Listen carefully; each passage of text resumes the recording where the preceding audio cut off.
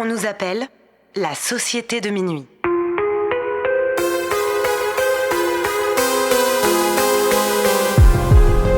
Séparément, on pourrait croire que nous sommes tous très différents les uns des autres. Nos passions, nos vies et nos histoires sont différentes. Nous ne fréquentons pas les mêmes écoles, ni les mêmes quartiers. La seule chose qui nous réunit, c'est d'avoir touché du doigt le surnaturel.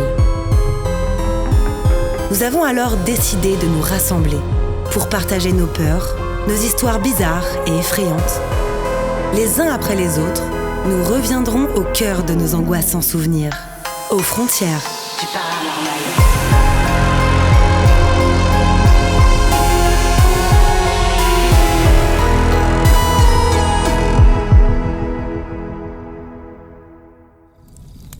Si vous écoutez cet enregistrement, c'est bien parce que, vous aussi, vous partagez cette fascination pour l'étrange. Vous êtes les bienvenus, mais attention, préparez-vous à sortir de votre zone de confort, car les histoires que vous allez entendre se sont bel et bien produites. Charlotte n'a pas eu une enfance facile. Élevée par un père violent et une mère inactive, elle trouve refuge dans la magie. Guidée par ce qu'elle croit être son intuition, elle devra affronter de profonds chagrins et se battre pour une vie meilleure. Cette histoire s'intitule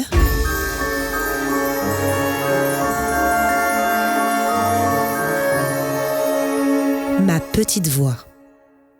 J'ai toujours entendu cette petite voix féminine, bienveillante, qui me parlait.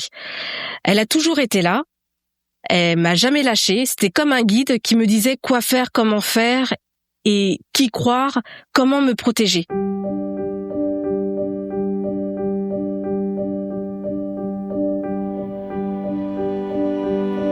Je m'appelle Charlotte, j'ai 37 ans. Je vis à Cambon, c'est un petit village qui est entre Nantes et Saint-Nazaire, pas très loin de Vannes, à la frontière du Morbihan. J'ai grandi une grosse partie de mon enfance dans un tout petit village à la frontière ornaise, dans la Mayenne, à Couëme-Vossé, pour ceux qui connaissent. C'est un village où il y a plus de vaches que d'habitants. J'ai vécu avec mon père, ma mère et ma sœur. Ma mère, elle est malgache. Elle est venue en France en 1986. Et à Madagascar, ils ont une culture assez matriarche, où c'est la mère, normalement, qui dirige tout. Et le fait d'être avec mon père, elle était obligée, en quelque sorte, de s'écraser. Du coup, elle ne s'est pas occupée de moi, elle ne s'est pas occupée de ma sœur. C'était surtout ma sœur qui s'occupait de moi. Je pense qu'elle était malheureuse aussi dans son couple. C'est quelqu'un de très solitaire. Et au final, ça s'est déteint sur moi et sur ma sœur. Elle a des croyances particulières. Elle croit au vaudou, elle croit en la magie, elle croit en la sorcellerie. Alors, elle m'a jamais expliqué, elle a jamais voulu me dire. J'ai pas osé lui poser des questions, mais je la voyais brûler de l'encens. Je la voyais écrire des petites choses sur des papiers. Elle nous glissait on a dit comme des mini coussins qu'elle avait cousus et qu'elle mettait sous nos oreillers. Et elle nous disait, ça vous protégera la nuit. Et je me souviens que très souvent aussi, elle murmurait des choses en malgache. Et je voulais savoir ce qu'elle disait, mais je n'osais pas lui demander. Mon père est français, avec des origines italiennes et allemandes, qui sont issues de la Seconde Guerre mondiale. C'est un croyant, un catholique, pur et dur. Il croyait en Sainte Thérèse. Il avait des portraits d'elle accrochés dans toute la maison quand on habitait en Mayenne. Il a eu une grave maladie à 32 ans. Il a failli en mourir. Et je sais pas, c'était peut-être un élément déclencheur. Il s'est dit, en fait, je suis pas heureux. Donc, il a eu une maîtresse à ce moment-là. Et il nous a abandonnés. Mais avec sa maîtresse, il s'est mis à boire. Et quand il est revenu, il était complètement alcoolique.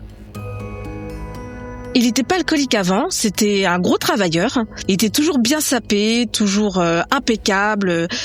C'était un peu mon idole. Combien de temps il est parti? Je ne sais pas. C'est très très flou, je sais que c'était plusieurs mois.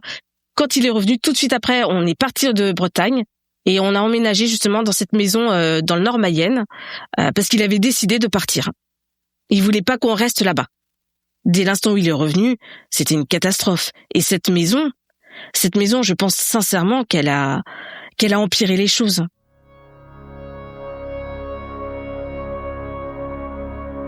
cette maison, quand on montait à l'étage, on voyait tout le village. C'était un petit village à Kouem-Vossé. Je sais pas ce qu'il est devenu parce que ça fait très longtemps que je n'ai pas mis les pieds là-bas. Et j'ai même pas envie d'ailleurs. C'était une maison mitoyenne des deux côtés. Elle était sombre. Quand tu rentrais, pourtant il y avait des fenêtres de partout, mais elle était sombre et on avait tout le temps froid. C'était une vieille maison en pierre.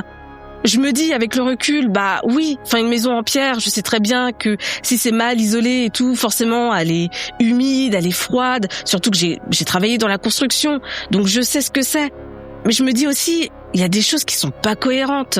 En plein été, on avait froid. Donc oui, la pierre garde la fraîcheur, mais ça n'explique pas tout. On était vraiment très très pauvres, on vivait avec les allocs.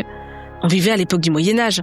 J'étais obligée de faire chauffer l'eau pour pouvoir me laver, pour pouvoir faire la vaisselle et tout ça. Et dans cette maison, la charpente était en très mauvais état et quand on a emménagé, le notaire nous avait bien dit surtout, n'allez surtout pas dans le grenier parce que le bois était bouffé par les bêtes et ça ne pouvait pas supporter le poids d'un être humain. Et toutes les nuits, on entendait des bruits de bottes qui claquaient contre le bois. Toutes les nuits. Et toutes les nuits, avec ma sœur, on flippait, on se cachait sous notre couette. On partageait la chambre toutes les deux, il y avait que 2 chambres, et on avait la plus grande, et toutes les nuits, on entendait au-dessus de nos têtes ce bruit. Un jour, le chat s'est échappé, et il est grimpé là-haut, dans le grenier. Ma sœur, qui était un petit peu plus grande, et pourtant était toute fine, elle a voulu le rattraper, et en fait, elle est passée au travers du plafond. Heureusement, elle est tombée sur mon lit, parce qu'il y avait mon lit qui était juste là, gros coup de bol, et elle est sortie indemne. C'est là où on s'est dit, en fait, c'est pas normal qu'on entend des bruits de là-haut, alors qu'une gamine de 12 ans, elle passe au travers. Je sais pas si mes parents ils se sont rendus compte sur le moment, après coup, quand j'en avais reparlé avec ma mère là récemment, elle m'a dit oui, c'est vrai, il y avait des choses bizarres dans cette maison. Mon père, il y a eu ce truc où il a décidé d'être le chef de famille. Il ne s'est plus occupé de la maison. C'était à ma sœur et à moi de s'en occuper. Ma sœur, elle avait quoi? On a 5 ans de différence. Moi, j'avais 7 ans. Elle avait quoi? 12 ans. On savait pas s'occuper d'un foyer. Il fallait faire le ménage. Il fallait commencer à regarder si les factures étaient payées. À 12 ans, on fait pas ça. Et je m'en souviens qu'on se départageait les tâches ménagères avec ma sœur. On mangeait jamais à notre faim. Très souvent, avec ma sœur, on se disait, voilà, il faut se répartir la nourriture. Il faut que tout le monde puisse manger. Mon père, il gâchait la nourriture. C'était un enfer. C'est dans cette maison où je me suis dit, mais il faut que je me protège. Et ma mère, tant qu'elle s'occupait de la maison, elle protégeait la maison. Mais dès l'instant où mon père a commencé à vouloir prendre les choses en main, elle a tout arrêté. Et moi, je voulais me protéger. Donc j'avais commencé à lire beaucoup de livres de magie. Notamment que le sel protégeait, que l'ail protégeait. Et en fait, j'ai commencé à faire juste des petites choses de protection. En mettant du sel dans les coins de ma chambre. Ça n'a pas vraiment atténué, mais je me sentais mieux. Mais c'était pas non plus fou, hein. C'est pas ça qui avait pu révolutionner les choses. Je sais qu'à mes 7 ans, on a fait une fête d'anniversaire. Ma mère, elle avait tout organisé. Et elle avait invité sa famille, la famille de mon père, la famille de ma mère. Et une fois de plus, il était saoul. Une fois de plus, il a gâché une fête. Et il a mis tout le monde dehors. Et à partir de ce moment-là, j'ai plus revu déjà la famille du côté de mon père. Et la famille du côté de ma mère, c'était très très rare qu'on les voit. Et ce sentiment, j'ai eu un sentiment où je me suis dit, mais une fois de plus, il a gâché un de mes anniversaires. Et c'était horrible. À 7 ans, c'est horrible de se dire, mais plus jamais je connaîtrai le bonheur. Quand j'ai eu 9 ans, mon père, il avait une énième fois pété son câble. Il était encore saoul. Et il avait décidé, je ne sais pas pourquoi, de vouloir faire exploser la maison. Et il avait pris une bouteille de gaz. Il l'avait ouverte devant nous. Je sens encore... l'odeur du gaz maintenant me rend malade. Ça me fait flipper le gaz maintenant. Il essayait de craquer son allumette. Il n'avait jamais réussi. Et je ne sais pas comment, je ne sais pas pourquoi. On n'a jamais compris. La bouteille de gaz lui est tombée sur le pied et lui a broyé le pied. Je ne sais même pas dans quel état était son pied parce que ma mère a fait venir le médecin de famille et il a dit en fait il faut l'emmener à l'hôpital pour faire passer des radios. Et il a jamais voulu, mon père. Hein. Et du coup, il a boité toute sa vie. Toute sa vie, quand on le voyait boiter, on s'était dit, ah ouais, on se souvient de cet épisode, de cette bouteille de gaz. Ma mère, elle nous avait dit, il y a une bonne étoile qui nous protège, on a été sauvés ce jour-là. Et je me dis, mais comment c'est possible qu'un mec aussi tordu soit mon père, hein? Et en plus, moi, à ce moment-là, j'étais harcelée à l'école, donc je ne me sentais pas bien chez moi. Je me sentais pas bien à l'école. Et très souvent, avec ma sœur, ce qu'on faisait, c'est qu'on prenait nos vélos et puis on partait. On partait justement dans le village. Et même dans le village, il y avait quelque chose de malsain. Alors, je sais pas, c'est peut-être parce que ma sœur était noire et que moi, j'étais métisse. Ma sœur, régulièrement, elle se faisait traiter de sale nègre. Je me suis jamais considérée, à ce moment-là, comme blanche. Pour moi, j'étais pas blanche. J'étais noire. Tout le monde me disait, t'es noire. Donc, je me disais, en fait, je suis noire. Ce qui est faux. Je suis une métisse. À 16 ans, ma sœur est partie. Elle a quitté le foyer, elle en pouvait plus. Entre la maison qui était très bizarre et mon père avec qui ça se passait vraiment pas bien, c'était extrêmement violent et tendu entre eux, à un tel point où vous en venez aux mains. Et mon père était très grand, il faisait 1m85, il faisait 100 kilos, il était costaud. Et quand il collait une droite à ma sœur, elle le sentait passer. Donc en fait, elle s'était dit non, stop, ça suffit, et elle est partie. Et je me suis retrouvée toute seule avec mes 2 parents et la maison. Et j'avais toujours, tous les soirs, ce bruit de pas au-dessus de ma tête quand j'allais me coucher. Donc ce que je faisais, c'est que je prenais mon chat et je dormais avec mon chat et ça me rassurait. Et même le chat, des fois, il avait des réactions un peu bizarres dans la nuit où il se mettait à cracher après des choses que je ne voyais pas et ça me faisait 2 fois plus flipper. Et il y a eu cet épisode, j'avais 14 ans. Mes parents avaient repris une activité. Mon père travaillait en tant que tâcheron à Flers et ma mère avait fait une reconversion professionnelle parce que de base elle était couturière mais son diplôme n'était pas reconnu en France. Donc il a fallu qu'elle fasse tout ce changement et elle est devenue femme de ménage et elle travaillait à Mayenne. Et je me retrouvais donc le samedi toute seule et j'avais comme corvée de faire le ménage dans la maison. Et ce jour-là, donc je faisais la vaisselle. Je m'en souviens, il faisait beau en plus. Et l'évier était tourné de façon que je ne voyais pas tout ce qui se passait dans la maison. J'ai entendu la porte s'ouvrir. C'est une porte en bois. Je l'ai entendu s'ouvrir, se refermer. J'ai légèrement tourné et j'ai vu quelque chose passer. Je pensais que c'était mon père. J'ai dit, papa, t'es déjà rentré? Parce que le temps de faire le trajet et tout, je sais qu'il était là autour de 12h30, 13h. Et à ce moment-là, il était 11h. Et je me suis dit, tiens, c'est bizarre qu'il arrive aussitôt. Donc je l'appelle 1 fois, 2 fois. Je sors de la cuisine, je regarde vers l'escalier. J'étais pas à l'aise, c'était plus fort que d'habitude. Et j'ai voulu l'appeler, et il y a quelque chose, il y a cette petite voix qui m'a toujours accompagnée, qui m'a dit « Ne dis rien, tais-toi, sauve-toi ». Et je me suis dit, mais c'est bizarre. Et quand j'ai voulu partir, il y avait la cheminée qui était en face quasiment de la cuisine, et il y avait le portrait de Sainte Thérèse qui était retourné. Elle avait la tête en bas. Et là, j'ai eu la peur de ma vie, mais je me suis dit, mais ce n'est pas normal tout ça, c'est pas normal. Et j'ai pris la porte. Je suis partie de la maison, je suis restée dehors, j'ai pris mon vélo et j'ai fait des tours de vélo jusqu'à temps qu'il soit 13h et je suis revenue à la maison. Et en sortant justement, il n'y avait pas la voiture de mon père, il n'y avait pas son AX. Donc il y avait cette chose qui était dans la maison, je ne savais pas ce que c'était, j'avais entendu monter les escaliers en plus, j'avais entendu des bruits de pas à l'étage, c'était même plus dans le grenier, c'était maintenant à l'étage. Et je me suis dit, mais barre-toi de cette maison en fait, c'est plus possible.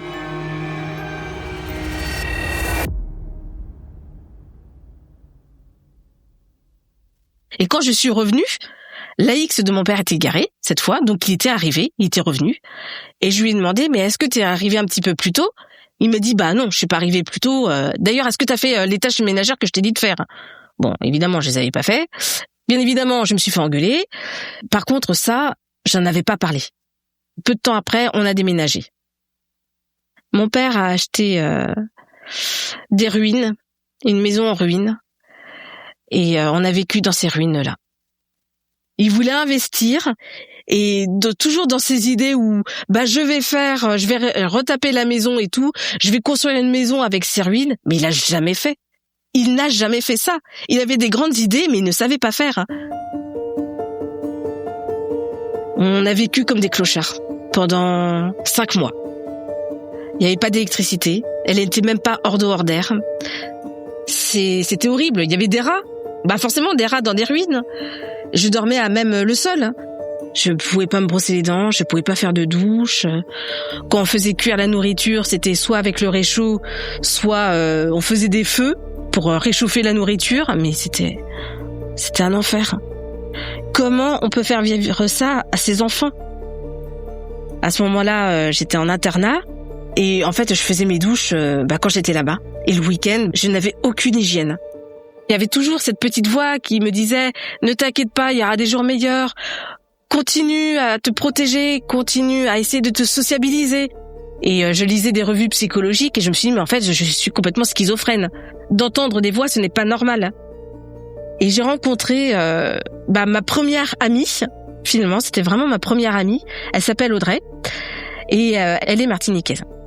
On s'est tout de suite reconnus l'une en l'autre parce que elle aussi, elle avait des galères dans sa famille. Enfin, sa mère était alcoolique. Elle, c'était sa mère qui était alcoolique. Elle fumait de la drogue, sa mère.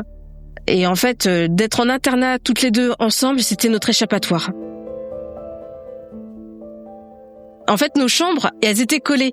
Et tous les soirs, on ouvrait nos fenêtres et puis on parlait de tout et de rien. Enfin, normalement, on était censé se coucher à 21h. 21h, c'était extinction des feux. On se disait, c'est pas grave, on va parler un petit peu, on va être discrète et tout. On ouvre la fenêtre, personne va nous entendre.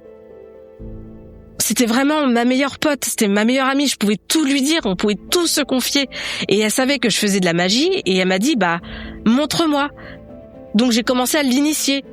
Et on faisait des petites choses de gamine. Enfin, c'était pas grand-chose. C'était des protections, c'était attirer un amoureux. Bon, on n'a jamais eu d'amoureux, hein. Cet internat-là, c'était un ancien bâtiment pour les nonnes. Il y avait un grand parc avec des chênes au milieu. Et en fait, il était à côté d'une église et d'un cimetière. Il y avait un chemin en U qui faisait tout le tour. Et en fait, nos chambres, elles donnaient sur le cimetière et une partie de l'église. Et je me souviens de cette nuit-là. Ça devait être en octobre-novembre, parce qu'il faisait nuit tôt. Il devait être dans les 23h. Et il y avait une silhouette blanche qui marchait. Et je dis à Audrey, tiens, regarde, il y a quelqu'un qui se promène. Il me dit, c'est fou, t'as vu l'heure qu'il est ?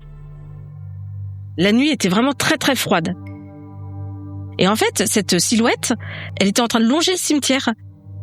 Au fur et à mesure qu'on parlait, on s'est dit, mais c'est quand même bizarre ça. On a senti cette chose se tourner vers nous, faire demi-tour et se diriger comme si qu'elle allait vers nos chambres.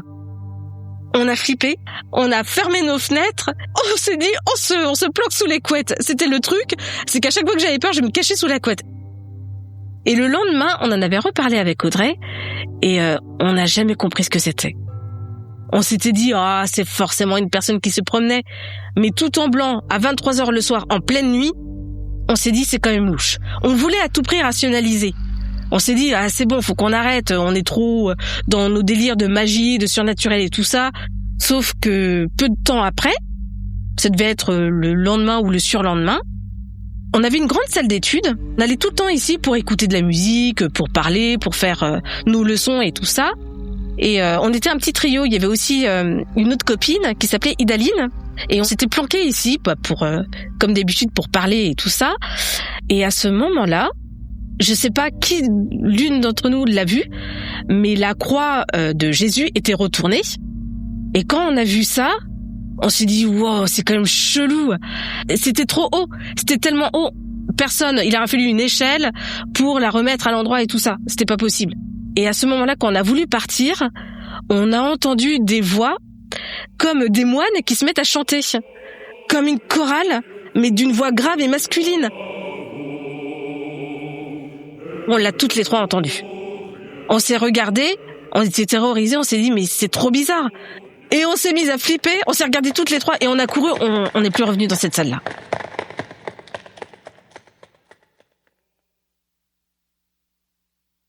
J'en avais tellement marre de tout ce qui se passait entre la maison les événements surnaturels, ce qui se passait à l'internat et tout, j'en avais marre et j'ai fait une fugue. Sauf que j'étais rattrapée par la gendarmerie, bien évidemment, qui m'a ramenée auprès de mes parents et je me suis fait engueuler par mon père. C'était le début de l'enquête, des gendarmes, des assistantes sociales qui ont commencé à vouloir chercher, à fouiner. Et mon père, il m'a toujours dit « Tu ne dis rien, sinon je t'en colle une ». Donc, je n'ai rien dit de tout ce qui s'est passé. Des violences psychologiques, des violences physiques. Je sais que j'ai eu un gros blackout de mon enfance et une grosse partie de ma vie que j'ai totalement oubliée. Et quand j'en avais parlé à une psychologue, elle m'a dit c'est certainement qu'il y a eu beaucoup trop d'événements traumatiques qui fait que j'ai oublié beaucoup de choses. Et les années ont passé, on a déménagé encore et encore. J'ai connu je ne sais pas combien de maisons, d'écoles, c'était épuisant. J'ai toujours été seule. Je me suis toujours réfugiée dans mes livres et dans la magie.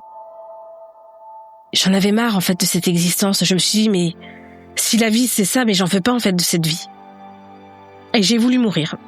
Plus d'une fois. À chaque fois, cette petite voix était là pour me dire fais attention à toi, ne fais pas ça. Et en fait, je me suis réfugiée dans la magie en me disant puisque je ne peux pas m'ôter la vie, je vais faire de la magie noire. Et c'était le truc à pas faire. J'avais lancé un rituel, un sortilège pour m'ôter la vie. Je m'en souviens, c'était un samedi soir. Il fallait que je fasse ça à minuit. Et à minuit, j'ai allumé mes bougies noires, j'ai commencé à faire mon rituel et en fait, clairement, j'étais en train d'appeler le diable. J'étais en train d'appeler le diable pour qu'il me prenne mon âme. Et d'un coup, en fait, toutes les bougies se sont éteintes. Et la voix, en fait, m'a engueulée. Elle m'a dit, mais pourquoi tu fais ça? Tu vas finir par t'attirer des problèmes. T'as déjà assez de problèmes comme ça, ne va pas t'en attirer d'autres. Et j'ai complètement arrêté de faire de la magie noire. Je me suis dit, non mais j'arrête les conneries et je me contente de faire de la magie blanche et de la magie verte.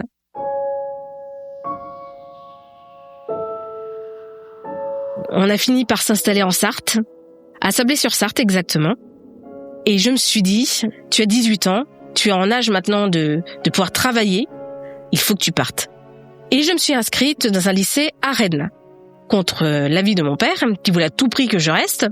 Et ça a été les plus belles années de ma vie.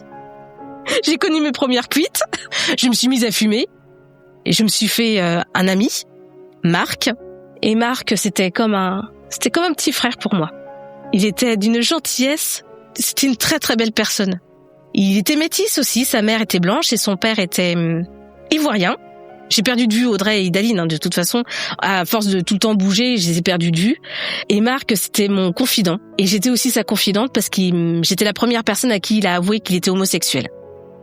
Il m'avait pris dans ses bras et il m'a dit, mais t'es vraiment une belle personne et t'inquiète pas, tu vas finir par t'en sortir toi aussi.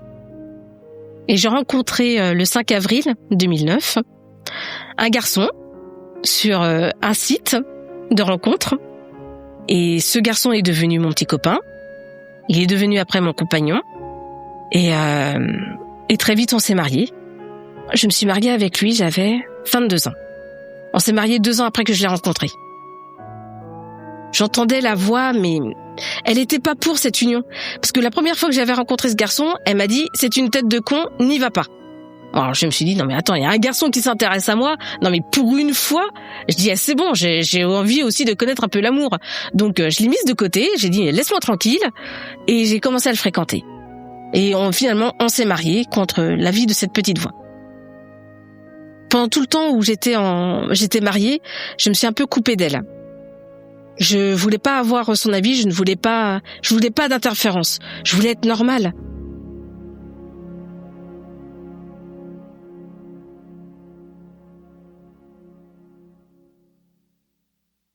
Les relations avec mon père, c'était une catastrophe. J'avais plus ou moins coupé les ponts avec lui. J'ai été acceptée par ma belle famille. C'était des personnes adorables, malgré que c'était des Mayennais.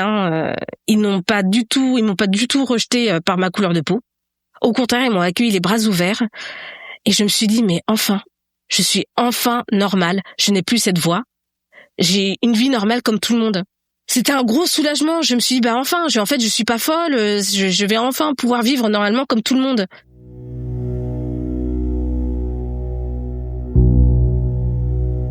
Le jour de mon mariage, je me suis pris la tête avec mon père, violemment, parce qu'il a encore enquiquiné ma mère. Ma mère voulait s'amuser, voulait danser et tout. Et il avait encore trop bu, alors que j'avais bien donné des consignes au serveur de ne pas trop lui servir de vin, qu'il fallait tout le temps qu'il y ait de l'eau et pas de bouteille de vin. Mais je pense qu'il a dû, une fois de plus, contourner le truc. Et il avait un petit peu trop bu. Il était pas saoul, mais il était chaud, comme on dit. Et là, en fait, je l'ai pourri. Je lui ai dit, mais j'en ai marre de toi. Je te supporte plus. Je veux que tu sortes de ma vie. Je ne veux plus jamais te voir. Il est parti de la cérémonie. Et 15 jours après, il est décédé. Pourtant, le lendemain du mariage, il y a ma mère, elle m'a dit, il faut que tu ailles voir ton père. Il faut que tu lui parles. Et je lui ai dit non, je n'irai pas le voir. C'était le truc de trop. Il a gâché mon mariage. Je ne veux plus le voir. Même mon mari, à ce moment-là, m'a dit, il faut que tu ailles voir ton père. Il faut pas que tu restes brouiller avec lui.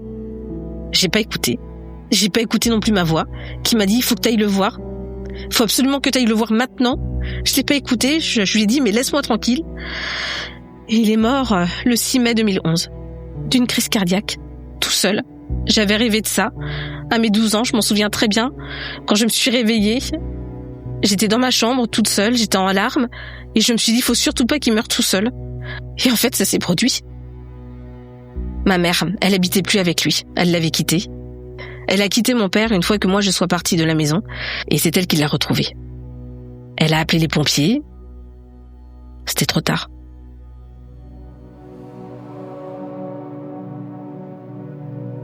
À ce moment-là, j'habitais à Marseille. On est remonté en Mayenne avec mon mari. Avant l'incinération, ou après, je sais plus exactement. Il y a mon mari qui m'a réveillée. Il a allumé toutes les lumières et il m'a réveillée. Il me dit, réveille-toi, il faut absolument que je te parle, il se passe un truc et tout. Je lui dis, qu'est-ce qui se passe? Et il m'a dit, ton père était là. Il m'a dit, ton père était là et il m'a parlé. Je lui dis, il t'a dit quoi? C'est que s'il t'a parlé à toi, c'est qu'il avait un message à te faire passer. Et mon mari m'a dit, il m'a dit que je devais prendre soin de toi et soin de ta mère. Que c'était mon rôle maintenant. L'incinération a eu lieu.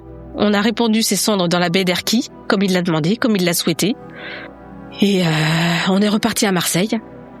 15 jours après, il y a le père de mon mari qui nous a contactés pour nous annoncer que le grand-père de mon mari était décédé, à 15 jours d'intervalle de mon propre père. Et on est remonté en Mayenne pour l'enterrement de son grand-père. Et son grand-père, c'était quelqu'un de foncièrement bon, d'une grande gentillesse. Il m'a accepté, il m'a dit, mais tu fais partie de notre famille maintenant, donc tu es une mérienne. Hein. Je ne l'ai pas vu, il n'est pas apparu dans mes rêves. J'ai juste senti sa présence et il m'a dit, profite et prends soin de mon petit-fils. Les mois ont passé, on a repris notre vie à Marseille. Et mon compagnon, mon mari à ce moment-là, il faisait beaucoup de déplacements, il travaillait sur les chantiers, il était électricien.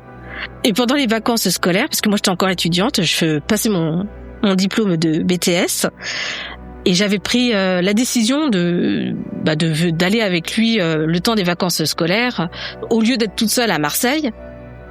J'avais pas eu de nouvelles de mon ami Marc. Et je me suis dit, il abuse quand même. Enfin, il pourrait quand même me donner des nouvelles. Et j'avais été sur Facebook et je comprenais pas. Je lui avais envoyé des messages, j'avais carrément harcelé. Je lui ai dit, mais tu pourrais quand même répondre. Enfin, t'es gonflé quand même.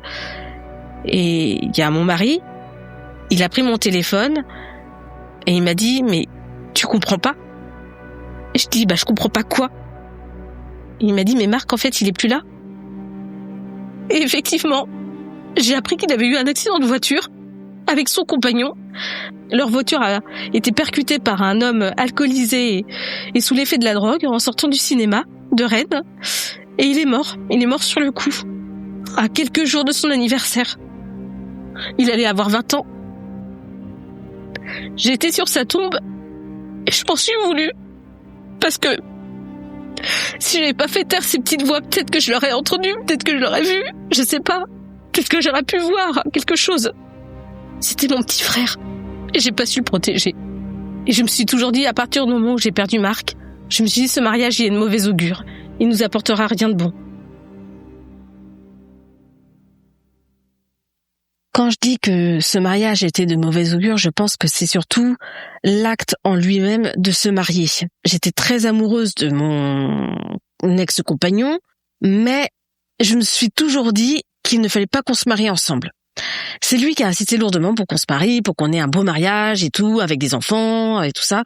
Et je me suis toujours dit au plus profond de moi qu'on aurait dû rester ensemble, peut-être pacsés, mais pas se marier. Et puis après, je me suis dit, bon, allez, arrête tes bêtises, faut que t'arrêtes de te monter le bourrichon, va de l'avant, il faut que t'avances. Très vite, on a eu la possibilité de pouvoir construire une maison. Donc, on a acheté un terrain, on a construit la maison à Savenay, à la Chapelle-Launay exactement. Ça faisait 1 an qu'on était mariés déjà. J'ai appris après par la suite que cette maison, en fait, elle était aux abords d'un terrain où il y a eu beaucoup de sang qui ont coulé. Parce qu'en fait, il y a eu une guerre, je savais pas. J'ai appris ça aussi. Il y a eu une guerre entre la Vendée et... Alors, je sais plus si c'était la Loire-Atlantique ou les Pays de la Loire. Mais du coup, il y a eu énormément de morts du côté de Savenay, de la Chapelle-Launay, où je vis actuellement. Et en fait, quand on a fait construire cette maison, j'ai eu la présence d'esprit de me dire, je dois la protéger. J'étais enceinte à ce moment-là. Et avec mon gros ventre, j'allais sur le chantier et je disais aux gars, je rapportais le pack de bière, je dis faites pas attention à ce que je fais, et je déposais en fait du sel partout sur les fondations. Et il y a un gars, il m'a dit mais vous faites quoi? Je dis je sais pas, je purifie la terre, je fais mes petits trucs. Il dit ok. Et puis il a pris une bière et puis il a pas posé plus de questions. Et à ce moment-là, j'entendais pas encore trop ma voix. Elle venait de temps en temps, et justement pour me dire que je devais protéger notamment cette maison-là. Mais j'entendais pas tout le temps en continu comme j'ai pu l'avoir avant ou comme je l'ai maintenant. Avec la naissance de mon fils, la voix est devenue plus forte et mon fils a commencé à voir des choses.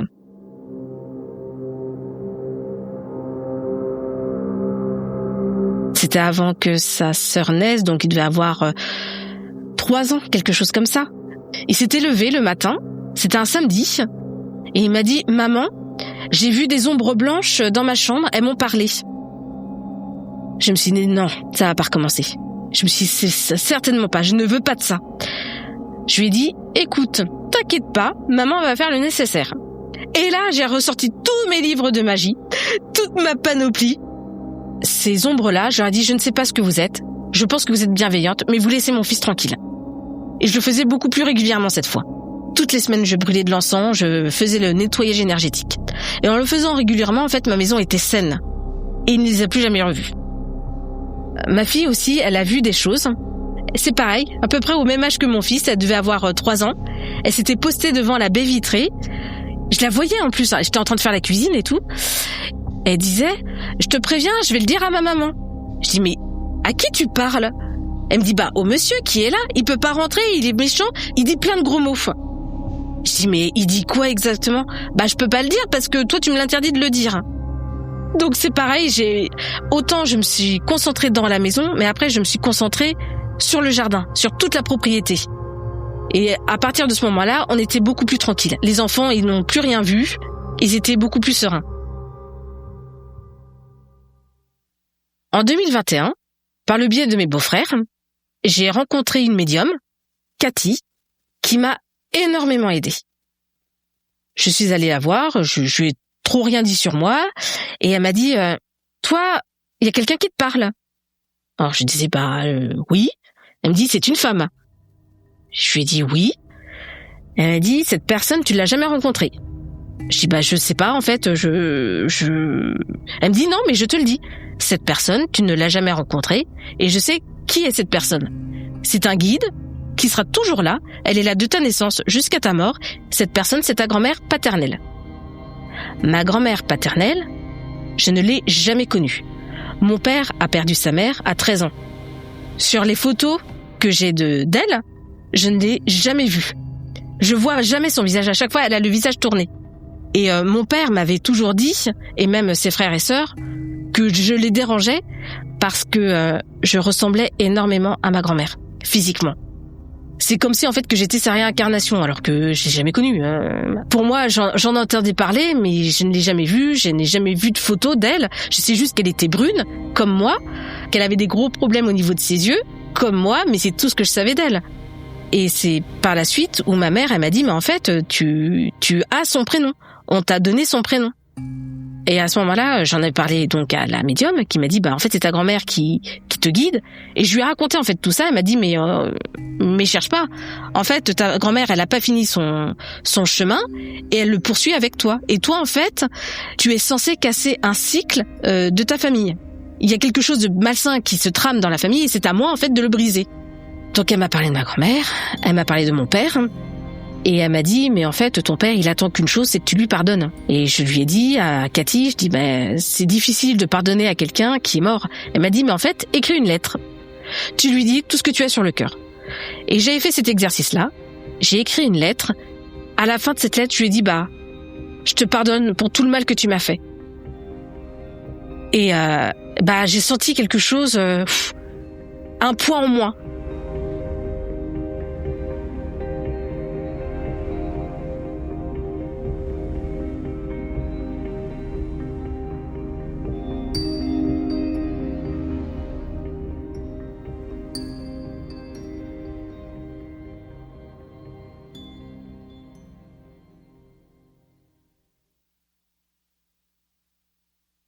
Mon mari a changé de travail. Il est devenu directeur. Il a eu une surcharge de travail monstrueuse où il était obligé de prendre une assistante. Et je le sentais pas. Mon mari m'a dit, tiens, il faudrait que tu rencontres mon assistante. Tu vas bien t'entendre avec elle. Je l'ai rencontrée, cette femme. On était au restaurant. Elle s'est mise à côté de mon mari. Et en fait, c'est comme voir un accident. Tu vois l'accident se faire, mais tu ne peux rien faire. J'ai pas percuté à ce moment-là. On est revenu de la soirée et tout, et j'ai dit à mon mari, je dis oui, elle est ce qu'elle est. Enfin, je sais pas, j'ai pas trop d'avis. Il me dit si, t'en penses quoi et tout. Je dis je sais pas, j'ai pas trop d'avis. Je l'ai vu juste le temps d'une soirée. Il me dit oui, mais bon, toi t'as ton don et tout, t'arrives à sentir les gens. Je dis écoute, je la trouve un peu bizarre, mais bon, voilà quoi. Et dans la nuit, il y a mon père, il y a ma grand-mère. Ils sont apparus dans mes rêves et mon père m'a dit, en gros, qu'il me ment et qu'il me trompe.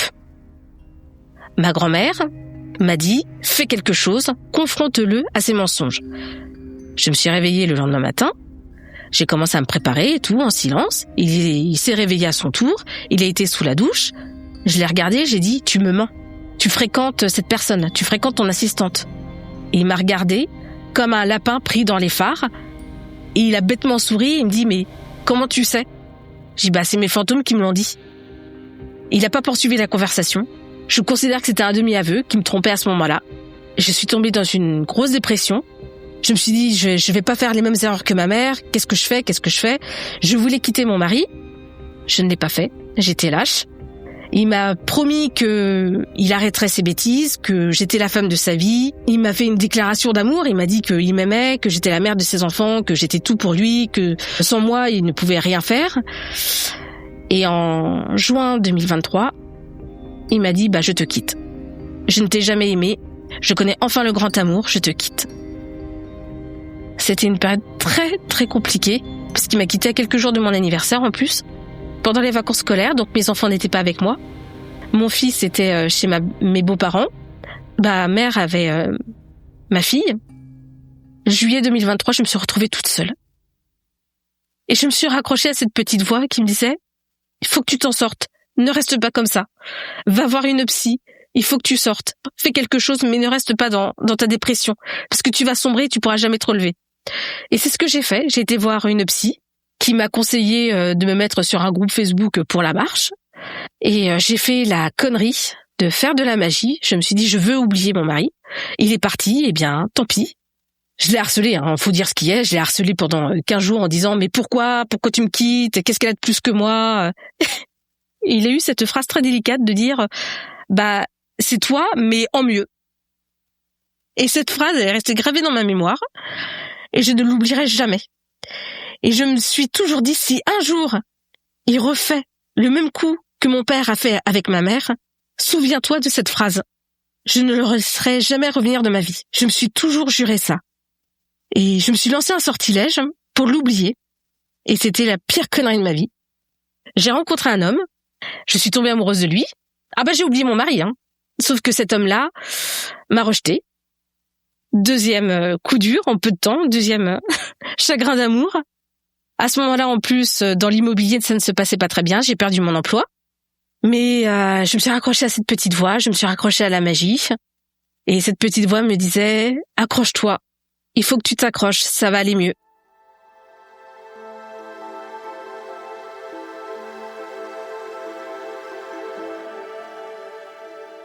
En août 2023, quand j'ai été récupérer mon fils chez mes beaux-parents, j'ai dit à mes beaux-parents adieu.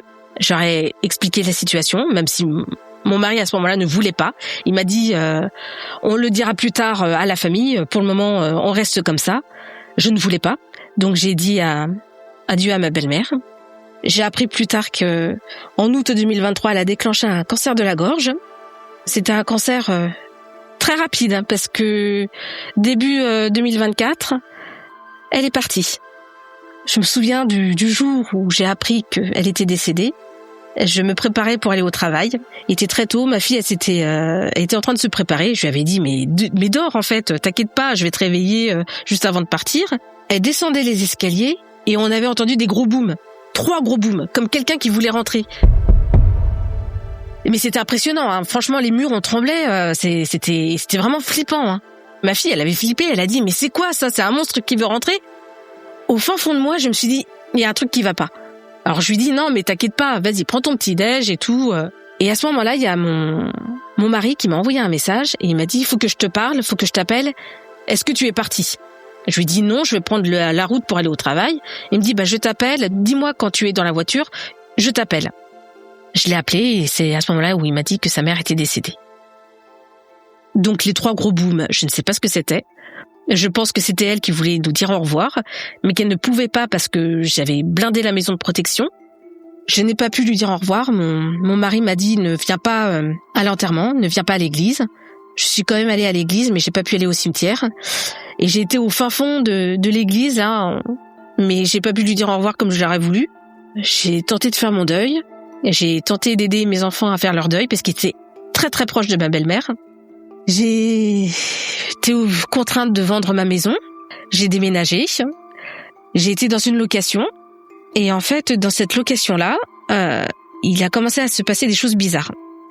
Des photos de ma belle-mère qui volent, des objets qui tombent. Donc, mes enfants, ils commencent à flipper. Ils m'ont dit, mais maman, qu'est-ce qui se passe? Alors, je rationalise. Je dis, non, mais c'est rien. Il y avait un courant d'air. Et puis, mon fils, qui est grand, il me dit, mais maman, il n'y a pas de fenêtre d'ouverte. Au fond de moi, je savais qu'il y avait un truc qui était pas normal. Un jour, j'ai eu un problème avec mon téléphone. Il y a plein d'applications qui ont sauté. Instagram, Facebook, Messenger aussi, je crois qu'il avait sauté. J'avais réinitialisé mon téléphone. Et quand j'ai tout réinstallé, sur Facebook, il y a ma belle-mère qui m'a demandé en ami. À ce moment-là, j'avais rencontré un magnétiseur qui s'appelle Franck. Franck, il m'a apporté beaucoup de réponses sur plein de choses et il a pris plus ou moins le relais de Cathy qui était vraiment pure médium et elle ne me correspondait plus. À ce moment-là, donc, j'ai appelé Franck pour tout lui raconter. Et il m'a dit, en fait, elle est pas passée de l'autre côté, elle est bloquée ici. Il m'a fait les tirages de cartes et il m'a dit, c'est bizarre, il y a quelque chose de bizarre. Donc, il creuse et il me dit, mais il y a de la magie noire quand même. Je dis, mais moi, je fais rien, moi. Je dis, je te promets, je ne touche plus à ça. Moi, ce que je fais, c'est des sorts de protection. Il me dit, non, c'est pas toi. Il y a une femme qui fait de la magie noire autour de ta belle famille. Et lui, en fait, c'était un ami très proche de mes beaux-frères. Et il m'a dit, moi, c'est pareil. On m'a rejeté, on m'a repoussé. J'ai plus de contact avec les 2 frangins. Ta belle-mère, elle est bloquée ici parce qu'elle veut nous avertir, elle veut protéger ses enfants. Elle a 3 garçons. Elle veut protéger ses garçons, mais elle ne sait pas comment faire. Et toi, en fait, tu as la porte ouverte parce que tu vois les choses, tu ressens les choses. Il me dit, parle à voix haute, dis-lui que tu es divorcée et ça va passer. Donc j'ai parlé à ma belle-mère, je lui ai dit laisse-moi tranquille, en fait, je ne suis plus avec ton fils, on est séparés, on est divorcés. Et mon fils m'a rapporté un fait. Il me dit maman, il y a eu un truc dégueu quand j'ai été chez papa. Et il y a sa nouvelle compagne, elle a mis un long cheveu noir à elle dans sa bière. Et il a voulu l'enlever, mon fils, innocemment. Il s'est dit attends, c'est dégueu, un cheveu dans sa bière, burk quoi. Et quand il a voulu l'enlever, cette femme-là, elle a dit tu touches pas à ça, ça ne te concerne pas. Et quand j'ai rapporté ça à Franck, il me dit faut pas chercher en fait. Elle fait de la magie noire sur ton ex-mari. Donc, on ne peut rien faire. Sauf que ma belle-mère, elle continue. J'ai quitté mon logement. J'ai réussi à trouver un emploi stable, où j'ai du télétravail, où je suis plutôt bien payée. C'est pas non plus mirobolant, mais ça sera jamais comme dans l'immobilier. Mais au moins, ça m'apporte une certaine stabilité. J'ai réussi à acheter. Et quand j'ai emménagé dans ma maison, c'est extrêmement curieux. J'ai ressenti le grand-père de mon ex-mari, mon père, ma grand-mère et ma belle-mère. Comme si qu'ils validaient en fait cette maison. Et là, ça a recommencé. Il y a eu la télé qui s'est allumée, qui s'est éteinte, la porte de frigo qui s'ouvre, le micro-ondes qui se déclenche tout seul. Récemment, là, c'est pareil, on a eu l'alarme incendie qui s'est déclenchée à 5h12, 2 fois de suite. Donc j'en ai reparlé à Franck, il m'a dit en fait elle est toujours pas passée de l'autre côté et je ne comprends pas. Enfin, il dit normalement les morts en fait quand ils décèdent, ils restent un temps sur terre et après ils sont censés partir. Sauf que elle ne veut pas partir, elle reste accrochée ici.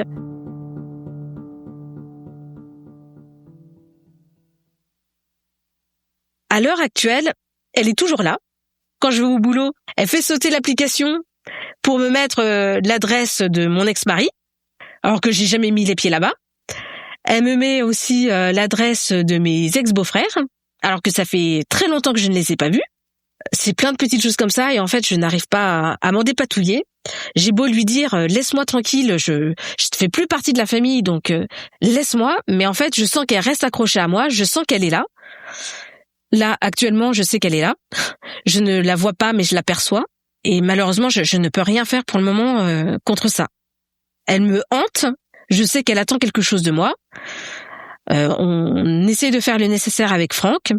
Donc j'ai protégé la maison. Je lui ai dit d'arrêter de venir chez moi parce qu'elle faisait peur à mes enfants. À un point où ma fille, elle avait peur de rester toute seule. Donc je lui ai dit stop, tu ne viens plus ici. Sauf que elle se déplace. Elle va dans ma voiture. Elle va au travail. Elle fait voler les piles de papier quand je suis toute seule au travail, alors qu'il n'y a pas de courant d'air, il n'y a rien. Mon ex-mari est toujours avec cette femme actuellement. Et je ne le reconnais même plus. C'est un étranger pour moi. C'est plus l'homme que j'ai pu connaître. L'homme que j'ai connu, il était bienveillant, il était foncièrement gentil. Et là, en fait, quand je le vois, il y a quelque chose qui me dérange chez lui. Je veux surtout pas être en contact avec lui. Mais à chaque fois, il veut communiquer avec moi. J'ai besoin en fait de sérénité.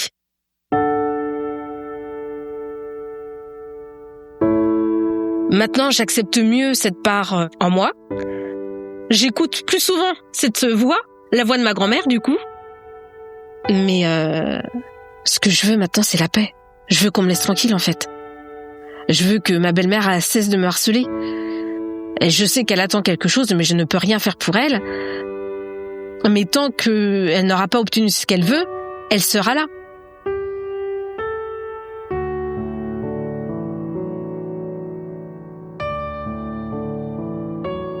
En fait, le fait de raconter tout ça, ça me soulage. J'avais besoin en fait de me mettre à nu pour aussi tourner la page par rapport à tout ce qui s'est passé avec mon ex-mari, avec mon ancienne vie, avec mon père et tout ça. Même si j'ai pardonné à mon père, même si j'ai pardonné à mon mari, j'ai besoin aussi d'avancer. Et encore plus que je sais que mes enfants, ils ont les mêmes facultés que moi, je me dis, il faut que moi, je sois bien pour pouvoir après, eux, les guider. J'ai beaucoup de mal à me pardonner. J'essaye de me dire ça justement, que chaque chose a une raison. Mais c'est dur quand même. J'ai du mal à me dire que je suis pas responsable de toutes ces choses-là. Comme mon père, je me dis, mais peut-être que peut-être que s'il avait été suivi, peut-être qu'il aurait été mieux dans sa tête et peut-être qu'on n'aurait pas subi tout ça. Si j'avais été plus à l'écoute de mon mari, peut-être qu'il ne m'aurait pas trompée et peut-être qu'on aurait eu une autre fin. Peut-être que si j'avais été moins sanguine, et peut-être qu'au final, on aurait eu des relations beaucoup plus saines. Je ne sais pas. Je ne sais pas où ça va me mener de déposer cette histoire-là. J'ai écouté cette voix. Ma petite voix m'a dit, fonce, il y a le podcast, fonce, fais quelque chose. Et quand j'ai vu que tu répondais pas, je me suis dit, en fait, mon histoire, elle est nulle et tout, c'est une histoire toute banale. Et ma petite voix me disait, mais sois patiente, attends, Tatiana, elle est occupée et tout, donc sois patiente, elle va te recontacter. Et tu m'as recontacté. Après, je peux juste être à l'écoute de mon instinct, de mon intuition, de ma petite voix. Et si l'invisible me contacte, c'est probablement que j'ai ma pierre à apporter dans l'édifice. En tout cas, Franck, il m'a toujours dit, t'as été dans l'obscurité, t'es dans la lumière, à toi maintenant de répandre la lumière. C'est ce que j'essaye de faire.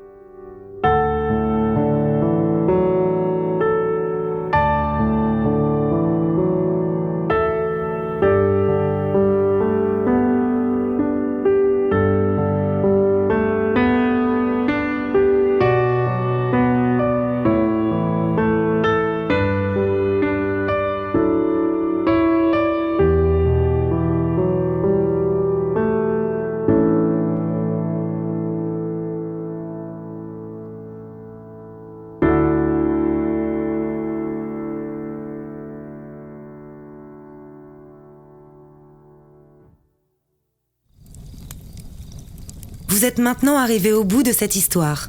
Avant de partir, venez me dire ce que vous en avez pensé en laissant un commentaire sur votre plateforme d'écoute préférée ou sur Instagram. Et n'oubliez pas, si vous aussi, vous avez le courage de vous plonger dans vos souvenirs les plus étranges, prenez contact avec moi, venez me raconter vos histoires et vous ferez vous aussi partie de la Société de Minuit.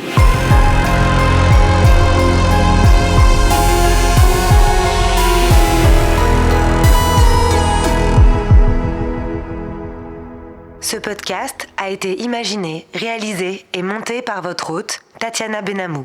Il est mixé par Dimitri Benamou et la musique du générique a été composée par Jérémy Marlon.